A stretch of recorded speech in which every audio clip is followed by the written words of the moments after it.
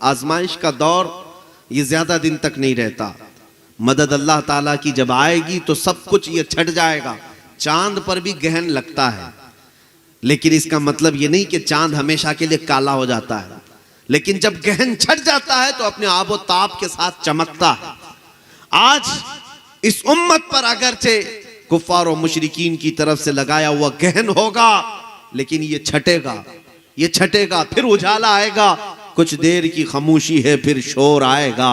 आज कुत्तों का वक्त है, कल हमारा दौर आएगा इंशाअल्लाह अज़ीज़, और यकीनन आएगा, क्योंकि मुझे मेरे नबी के फरमान पर यकीन है कि एक वक्त वो आएगा जब इमाम मेहदी का ज़हूर होगा। वो मदीने से निकलकर मक्का आएंगे, मक्का से बैत करके मुल्के शाम जाएंगे। चंद साल नहीं गुजरेंगे, हजरत इमाम मेहदी और हजरत सैयदना ईसा अलैहिस्सलाम का दौर होगा। मेरे आका का फरमान है, पूरी दुनिया में कोई घर ऐसा नहीं होगा जिस घर से अल्लाह अकबर की आवाज ना आती हो। हर घर पर परचम इस्लाम होगा। इस रुए जमीन पर सिवाय इस्लाम के कुछ नहीं होगा। ये बात लोगों को बुरी लगती है, ये बात मीडिया वाले इसको पकड़ लेंगे और कहेंगे ये इतनी बड़ी बात कर रहा है कि कुछ रहेगा ही नहीं। ये मेरी बात नहीं, कुरान ने भी कहा है वलौ करिहल मुशरिकून वलौ करिहल काफिरून।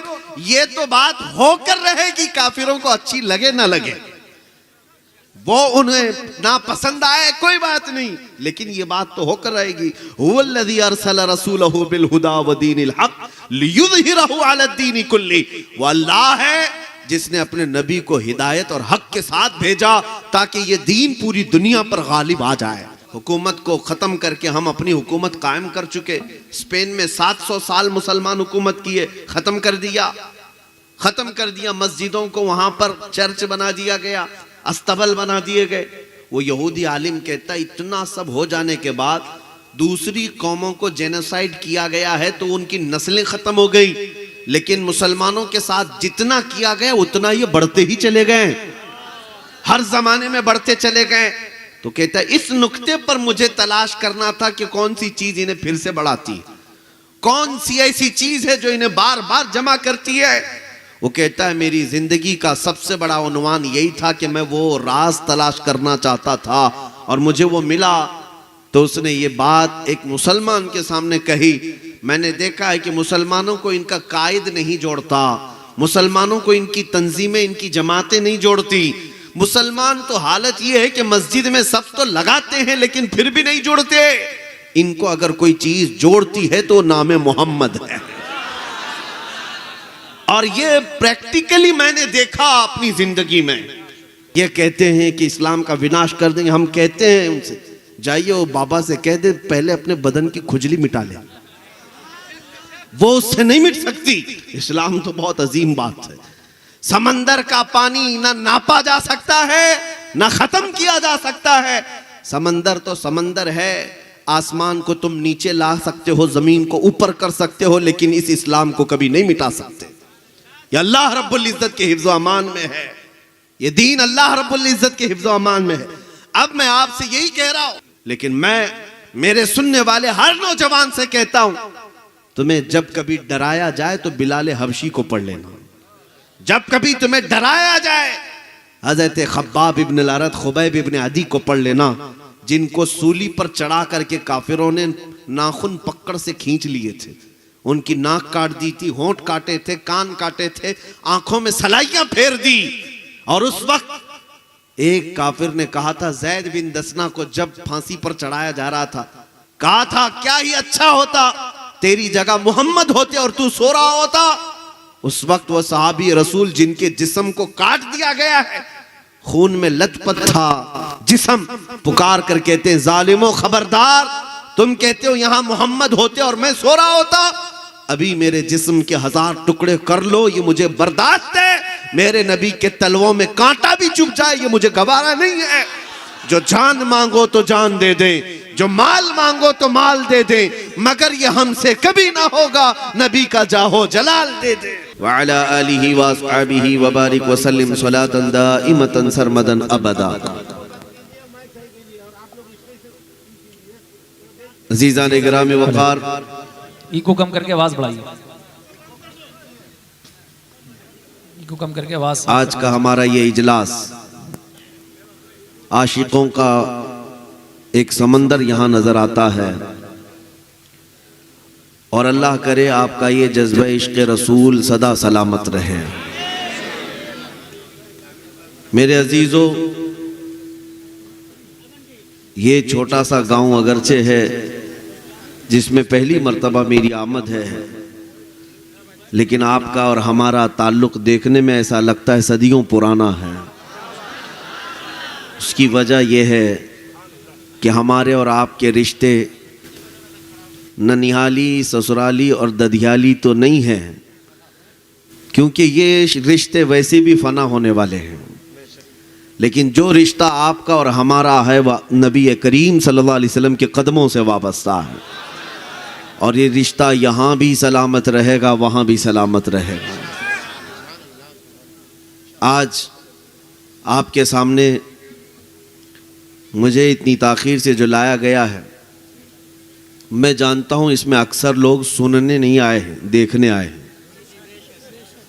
यूट्यूब पर तो सुनते ही रहते हैं, और जब मैसेज आप तक पहुँच ही रहा है तो मैं यहाँ पर आकर के जो आपके सामने बैठ जाता हूँ या मुलाकात होती है, तो उसकी एक वजह ये भी है कि हमारे बुज़ुर्गों ने, मैं प्रोग्रामों वाला आदमी नहीं था, कुछ लोगों को अगर ऐसा लगता है, ख़ास तौर पर बिहार, झारखंड में और बंगाल में जलसे जो है प्रोग्राम एक कमर्शियल लाइन भी है, और मैं इस लाइन का आदमी तो नहीं था। बुजुर्गों के हुक्म से मुझे इसमें उतरना पड़ा। मैं इस बात का कायल था कि मेरी आवाज़ एक ही जगह से सब जगह पहुंच रही है, तो फिर इसके इतने बड़े बड़े खर्चों की क्या ज़रूरत। लेकिन बड़ों की बात में हिकमत होती है। उन्होंने हुक्म दिया कि आप जिस इलाके में भी जाएं, लोगों से बिल मुशाफा मुलाकात करें। उसकी वजह यह है कि बरसों से जो मुसलमान कुछ आस और तमन्ना लेकर बैठे होते हैं, जब वो किसी बेबाक आदमी को देखते हैं तो उनका जज्बा भी जवान होता है। मैं ये अपनी तारीफ के लिए नहीं कह रहा हूँ कि बेबाक हैं हम, निडर हैं, नहीं, हम इस बात पर फख्र करते हैं कि हम मुस्तफ़ा करीम के ग़ुलाम हैं। तो डर किस बात का, क्योंकि हमें ये बरेली के इमाम ने तालीम दी है, खौफ ना रख रज़ा ज़रा तू तो है अब्द मुस्तफ़ा, खौफ ना रख रज़ा ज़रा तू तो है अब्द मुस्तफ़ा, तेरे लिए अमान है, तेरे लिए अमान है। और मेरे मुर्शिद ने ये कहा था, मुझे क्या फ़िक्र हो अख्तर, मेरे यावर हैं वो यावर, बलाओं को जो मेरी खुद गिरफ्तार बला कर दें। जिसके पास ये ताकत है उसे खौफ करने की ज़रूरत नहीं है। और मैं अब आपके दरमियान उतरता हूं तो यही बात डाल करके जाता हूं कि अब जीना है तो सर उठाकर जीना है। सिर्फ एक मिसाल मैं आपको बता दूं, अल्लाह तबारक व तआला की मदद तुम्हारे साथ भी है, हमारे साथ भी है। कुछ कुत्ते अगर हड्डियां खा लें तो इसका मतलब ये नहीं है कि पूरी जमीन पर उन्होंने फतह कर लिया है। ये आजमाइश का दौर है। मक्का वाले बिलाल हबशी को अंगारों पे सुलाकर ये सोचते थे कि इस्लाम को हम ख़त्म कर देंगे। उन्हें पता नहीं था कि उनकी औलाद में ही इस्लाम आने वाला है। मेरे अजीजों, इसी हाल में यहाँ के और आपके आसपास के भी बहुत सारे कीड़े मकोड़े यही सोचते हैं, किसी एक मुसलमान को बांधकर मॉब लिंचिंग करके उसकी वीडियो वायरल करेंगे, सब में दहशत पैदा हो जाएगी। यही चीज़ें आज पकड़ करके किसी को मार करके कई लोगों का कत्ल किया इन्होंने, और ये सोचते हैं इस तरह एक एक को पकड़ करके मारेंगे, कहीं कत्ल करेंगे, ये मुसलमान वैसे ही डर करके दीन छोड़ देंगे। ऐ मुसलमानों, आज तुम्हें ये बताने की ज़रूरत है इन दरिंदों को कि मार काट करके अगर इस्लाम ख़त्म होता तो करबला में ख़त्म हो चुका होता, जहाँ टुकड़े टुकड़े हो चुके थे वहीं ख़त्म हो जाता था। नहीं, आज तुम्हारे 5 साल की नशेड़ी हुकूमतों से इस्लाम नहीं ख़त्म हो सकता, इसलिए कि हमने चंगेज़ भी देखे, हलाकू भी देखे, बड़े बड़े जालिमों की दास्तानें रकम हैं, तारीख़ इस्लाम में जिन्होंने मुसलमानों की खोपड़ियों से मीनार बना दिए थे, दरिया दजला का पानी लाल कर दिया था मुसलमानों के खून से, तब ना इस्लाम ख़त्म हुआ। अब क्या ख़त्म होगा? अब आपको एक बात के साथ जीना है, अगर कोई तुम्हें हथियारों से डराए तो उसे यूं कहो कि हमको हथियार ना दिखाओ, 1400 साल से हम करबला सुनते आ रहे हैं। ये वो कौम है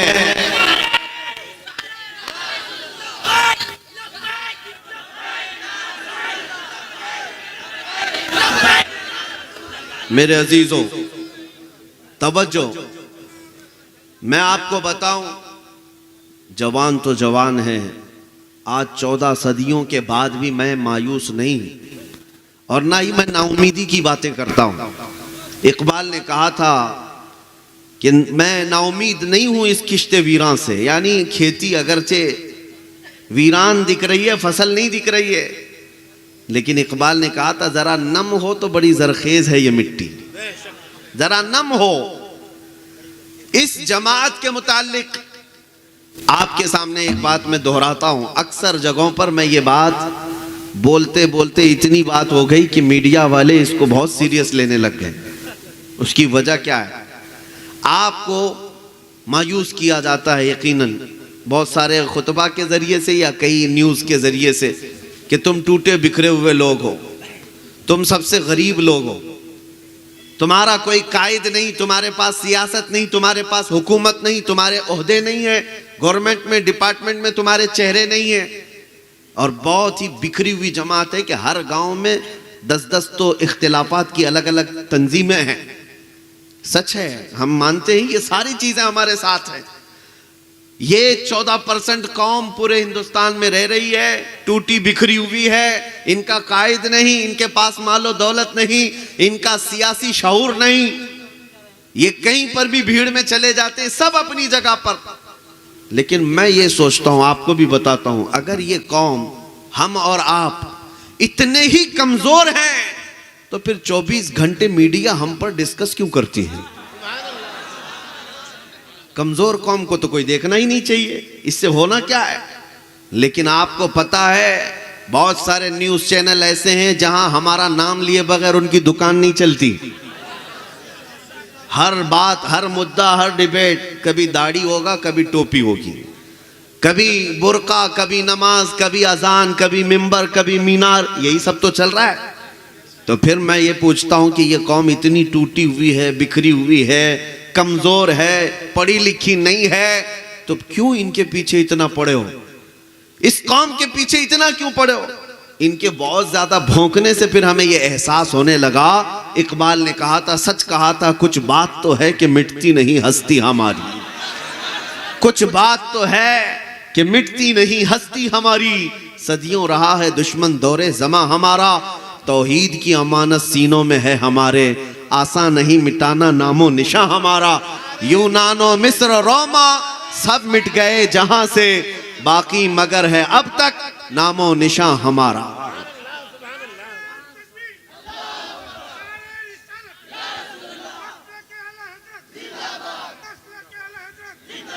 मेरे अजीजों, आपको ये एहसास होना चाहिए कोई चीज तो है आपके पास, कोई चीज है, लेकिन अफसोस इस बात का है कि आपको खुद एहसास नहीं है आपके पास है क्या। यही एक सबसे बड़े एहसास दिलाने की बात है। तुम्हारे पास एक बहुत बड़ी दौलत है जो पूरी दुनिया को चुभती है और गढ़ती है, लेकिन अफसोस ये है कि तुम्हें खुद को नहीं मालूम तुम्हारे पास है। तुम बहुत बड़ी कीमती चीज के हामिल हो, बहुत बड़ी कीमती चीज के हामिल, वरना वर्ल्ड का सुपर पावर जिसके पास पेट्रोल मिसाइल से लेकर न्यूक्लियर हथियार से कोई कमी नहीं, सारी चीजें मौजूद हैं, उस सुपर पावर ताकत का भी टारगेट नंबर 1 कोई है तो मुसलमान है। इतनी बड़ी ताकतों का भी दुश्मन अव्वल उन्होंने मुसलमान को समझ रखा है। वजह क्या है? यही एहसास मैं दिलाना चाहता हूं, अभी तुम्हारे पास कोई चीज बाकी है जो इन्हें खौफ दिलाती है, जो बार बार इन्हें डराती है। एक यहूदी आलिम ने इस बात को लिखा है। उनका हाकाम है, हकीम को हाकाम कहा जाता है, उनके यहूदी आलिम को। उसने कहा मैंने रिसर्च बहुत किया है मुसलमानों की तंजीमों पर, जमातों पर और इनकी तारीख पर। कई मर्तबा इनको काटा गया, मारा गया, तोड़ा गया है, जिला वतन करके शहर से निकाल दिया गया है। इनके पूरी कंट्री पर हुकूमत को ख़त्म करके हम अपनी हुकूमत कायम कर चुके। स्पेन में 700 साल मुसलमान हुकूमत किए, ख़त्म कर दिया। मस्जिदों को वहाँ पर चर्च बना दिया गया, अस्तबल बना दिए गए। वो यहूदी आलिम कहता इतना सब हो जाने के बाद दूसरी कौमों को जेनोसाइड किया गया है तो उनकी नस्लें ख़त्म हो गई, लेकिन मुसलमानों के साथ जितना किया गया उतना ये बढ़ते ही चले गए, हर जमाने में बढ़ते चले गए। तो कहता है इस नुक्ते पर मुझे तलाश करना था कि कौन सी चीज इन्हें फिर से बढ़ाती, कौन सी ऐसी चीज है जो इन्हें बार बार जमा करती है। वो कहता है मेरी जिंदगी का सबसे बड़ा उन्वान यही था कि मैं वो राज तलाश करना चाहता था और मुझे वो मिला। तो उसने ये बात एक मुसलमान के सामने कही। मैंने देखा है कि मुसलमानों को इनका कायद नहीं जोड़ता, मुसलमानों को इनकी तंजीमें, इनकी जमातें नहीं जोड़ती। मुसलमान तो हालत ये है कि मस्जिद में सब तो लगाते हैं लेकिन फिर भी नहीं जोड़ते। इनको अगर कोई चीज जोड़ती है तो नाम मोहम्मद है। और ये प्रैक्टिकली मैंने देखा अपनी जिंदगी में, या अमली तौर पर देखा। उसने रिसर्च किया होगा लेकिन मैंने अमली तौर पर देखा। आज से 2 साल पहले जब वो पाखंडी भोंकता था हुजूर पाक सल्लल्लाहु अलैहि वसल्लम की शान में और दिल दर्द करता था, और कौन सा ऐसा मुसलमान है जो जवाब नहीं देना चाहता। उलमा सब अपने अपने एतबार से जवाब देते थे। हमने अपने इलाके से पुकार कर उससे कहा कि डिबेट वगैरह सब खत्म, अब मैदान में आओ और आमने सामने देखते हैं। और मुझे यकीन है कि वो क्या उसकी 7 नस्लें भी नहीं आएंगी, इस मुकाबले के लिए कभी नहीं आएंगी। मेरी बात सुन लो, जब ये हमने ऐलान किया, ये तो 40-50 लोगों के मजमे में ऐलान किया, लेकिन रब्बे जुल जलाल ने पूरी दुनिया में उसको फैलाया। हर जगह, हर जवान, हर मुसलमान उसको सुनता रहा। और रमजान का महीना, लॉकडाउन का सीजन, दुआएं करते रहे। अब मैं जो बात कहने जा रहा हूं वो ये अजमत मुस्तफा पर बात थी। मेरा एक्सपेक्टेशन भी नहीं था कि कौन कौन सुना है और कहां कहां तक गई। 1 महीने के अंदर मेरे पास हिंदुस्तान तो छोड़े, बाकी पूरी दुनिया की कई ऐसे कंट्रीज हैं जिनका नाम भी पता नहीं था।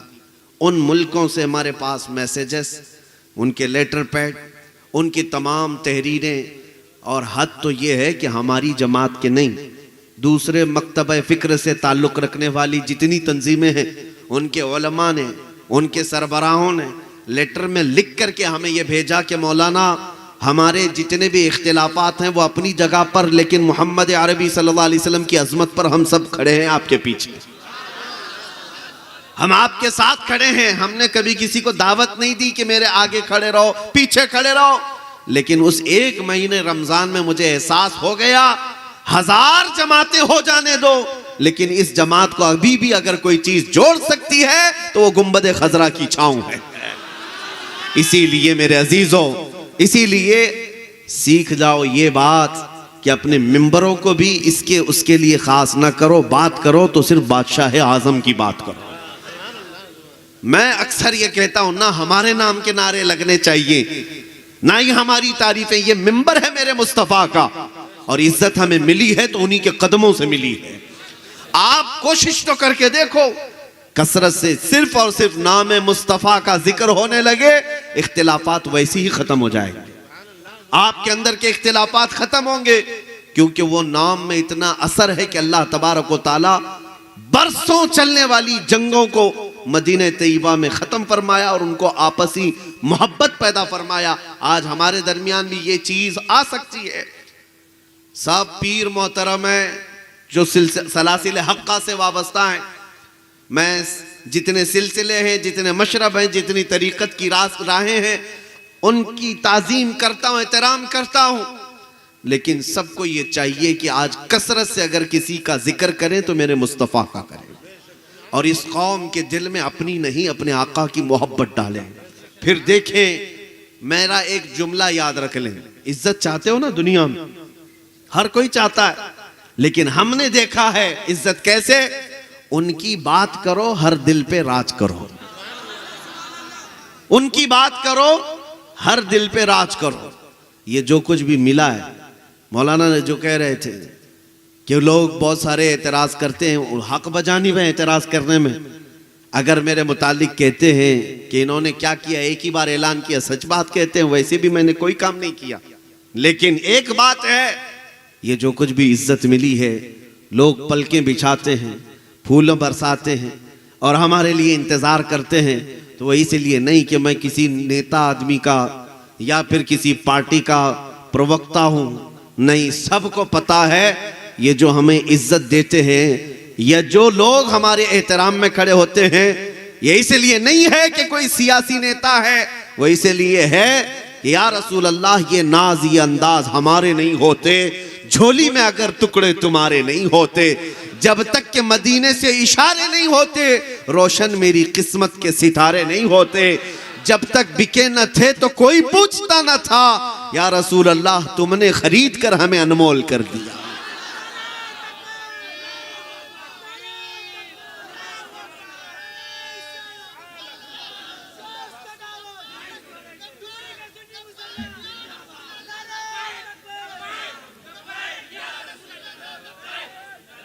अब ये बात याद रखो मेरे अजीजों, एक बात याद रखो, मरना तो वैसे भी है और मुसलमान का अकीदा है, मौत तुम्हारे लिए कोई हादसा नहीं है।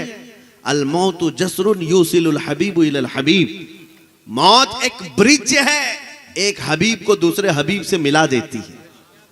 आप तमाम हजरात को हवस नहीं होनी चाहिए, जीने की हवस, दुनिया की हवस, ये यहूदियों के यहाँ है, काफिरों के यहाँ है। मोमिन तो जीता है तो अल्लाह ताला के इनाम से, और इंतजार ये करता है कि जब मेरी मौत आएगी तो डर और खौफ इस बात का नहीं है कि दुनिया छोड़कर जा रहा हूं, बल्कि मौत आए तो इस बात की खुशी से जाए दुनिया से, इधर आंखें बंद होंगी, उधर दीदारे मुस्तफा होगा।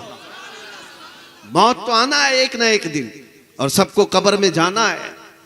तो ये मौत का खौफ और मौत का डर जब पैदा हो जाता है, तो मेरे आका सल्लल्लाहु अलैहि वसल्लम ने फरमाया कि फिर तुम्हारे दिलों पर जालिमों, काफिरों, दुश्मनों का रौब डाल दिया जाता है, हुब्बुद दुनिया व कराहियतुल मौत। जब तुम्हारे अंदर दो चीजें आ जाएं, दुनिया की मोहब्बत और मौत से नफरत, हुजूर फरमाते हैं तुम फिर कुफार और मुशरिकीन से डरने लग जाओगे, सहमने लग जाओगे। ये दो चीजें सीने से निकाल दें। मुसलमानों की शान क्या थी पता है? हमारा एक लक़ब था कफन बरदोश। हमें कहा जाता था कि ये कंधे पर कफन लेकर चलने वाली कौम है, इसे मौत का डर नहीं, जहां मरेंगे वहीं कफन पहन के सो जाएंगे। मौत उनके लिए हादसा है जिनका तस्वुर है मरने के बाद अंधेरा है, अंधेरा है, अंधेरा है। मौत उसके लिए हादसा नहीं, मोमिन के लिए।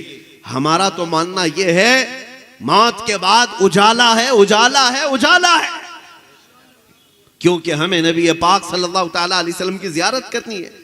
शायर ने सच कहा है शबे गोर भी उसी गुल से मुलाकात की रात। अजीजान गिरामी, खौफ और डर अपने सीने से निकालो और उसके बाद जियो।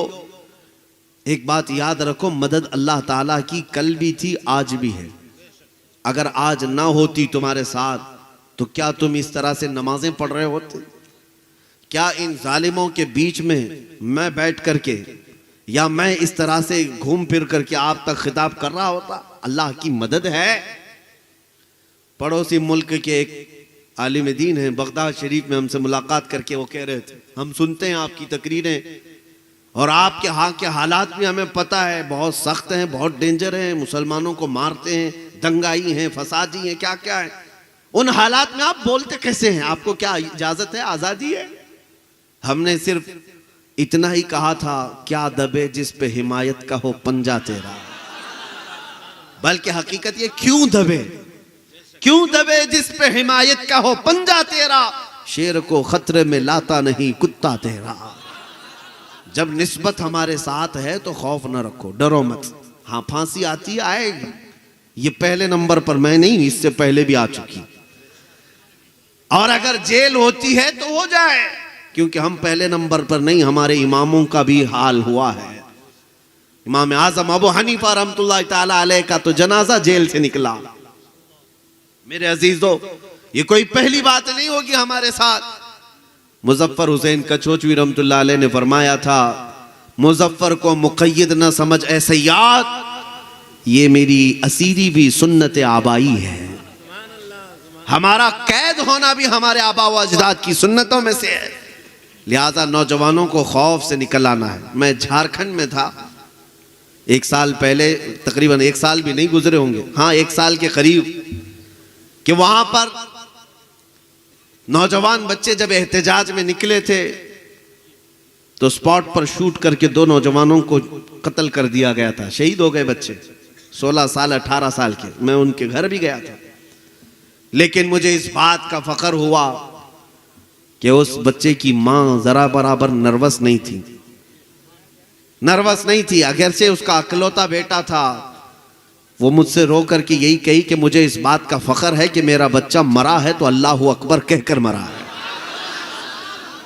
ये माएं हमारे अंदर हों, ऐसी बहनें हमारे हों, तो फिर उनकी गोद में पलने वाला बच्चा इंशाअल्लाह सलाहुद्दीन बनकर निकलेगा। यहां बुज़दिलों का कोई काम ही नहीं है। इसलिए मेरे अजीजों, ये मेरी तमहीदी बातें थी। आओ मैं आपको बताऊं, आजमाइश का दौर ये ज्यादा दिन तक नहीं रहता। मदद अल्लाह ताला की जब आएगी तो सब कुछ ये छट जाएगा। चांद पर भी गहन लगता है, लेकिन इसका मतलब ये नहीं कि चांद हमेशा के लिए काला हो जाता है, लेकिन जब गहन छट जाता है तो अपने आबो ताप के साथ चमकता है। आज इस उम्मत पर अगरचे कुफ्फार और मुशरिकीन की तरफ से लगाया हुआ गहन होगा, लेकिन ये छटेगा, फिर उजाला आएगा। कुछ देर की खामोशी है, फिर शोर आएगा। आज कुत्तों का वक्त है, कल हमारा दौर आएगा इंशाअल्लाह अज़ीज़, और यकीनन आएगा, क्योंकि मुझे मेरे नबी के फरमान पर यकीन है कि एक वक्त वो आएगा जब इमाम मेहदी का ज़हूर होगा। वो मदीने से निकलकर मक्का आएंगे, मक्का से बैत करके मुल्के शाम जाएंगे। चंद साल नहीं गुजरेंगे, हजरत इमाम मेहदी और हजरत सैयदना ईसा अलैहिस्सलाम का दौर होगा। मेरे आका का फरमान है, पूरी दुनिया में कोई घर ऐसा नहीं होगा जिस घर से अल्लाहू अकबर की आवाज ना आती हो। हर घर पर परचम इस्लाम होगा। इस रूए जमीन पर सिवाय इस्लाम के कुछ नहीं होगा। ये बात लोगों को बुरी लगती है, ये बात मीडिया वाले इसको पकड़ लेंगे और कहेंगे ये इतनी बड़ी बात कर रहा है कि कुछ रहेगा ही नहीं। ये मेरी बात नहीं, कुरान ने भी कहा है, वलौ करिहल मुशरिकून वलौ करिहल काफिरून।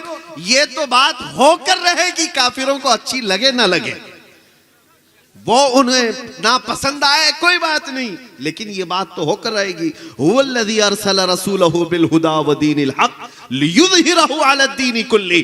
वो अल्लाह है जिसने अपने नबी को हिदायत और हक के साथ भेजा ताकि ये दीन पूरी दुनिया पर गालिब आ जाए। ये दुनिया पर गालिब आएगा एक दिन, और इनको अगरचे बुरा लगता हो लगे।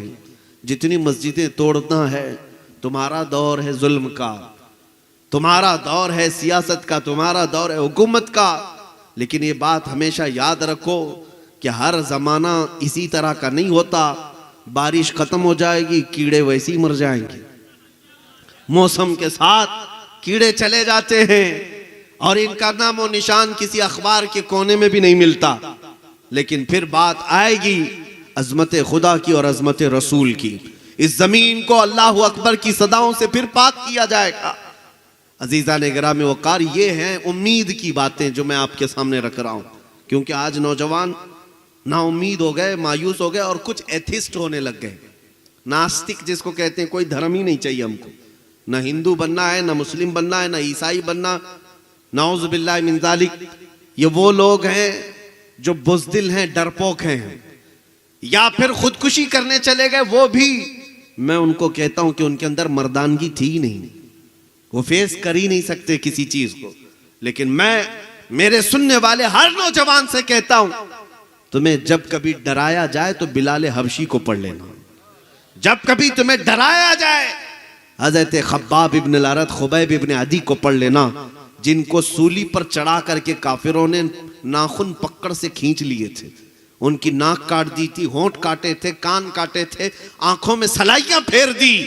और उस वक्त एक काफिर ने कहा था जैद बिन दसना को जब फांसी पर चढ़ाया जा रहा था, कहा था क्या ही अच्छा होता तेरी जगह मोहम्मद होते और तू सो रहा होता। उस वक्त वह सहाबी रसूल जिनके जिस्म को काट दिया गया है, खून में लथपथ था जिस्म, पुकार कर कहते